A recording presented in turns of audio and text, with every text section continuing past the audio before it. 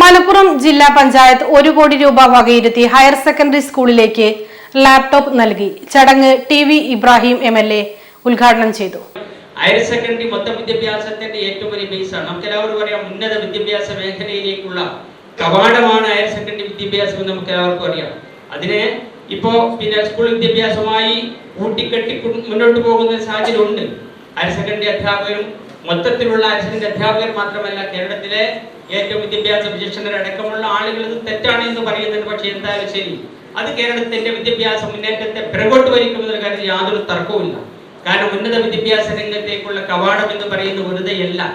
ഈ higher secondary വിദ്യാഭ്യാസമാണ് ഈ മുന്നോട്ടുള്ള പ്രയാണത്തിന്.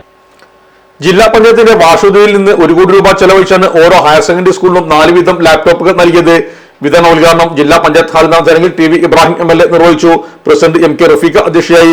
സംസ്ഥാന സർക്കാർ സ്ഥാപനമായ Kerala state electronics development corporation limited ആണ് ജില്ലാ പഞ്ചായത്തിന് വേണ്ടി ലാപ്ടോപ്പുകൾ സപ്ലൈ ചെയ്തത്.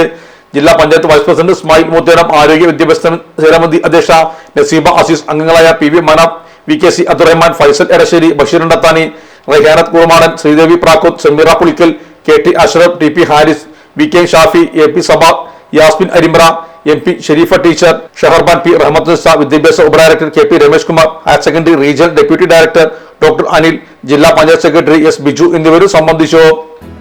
നമ്മുടെ സംതൃപ്തിയേക്കാൾ വിലപ്പെട്ടതാണ് നമുക്ക് വേണ്ടപ്പെട്ടവരുടെ സന്തോഷം. പരിശുദ്ധമായവ ഹൃദയപൂർവ്വം സമ്മാനിക്കുമ്പോൾ നമ്മുടെ സന്തോഷവും ഇരട്ടിയാകും. Dubai Golden Diamonds, Pride of Generations, India, Oman, Bahrain.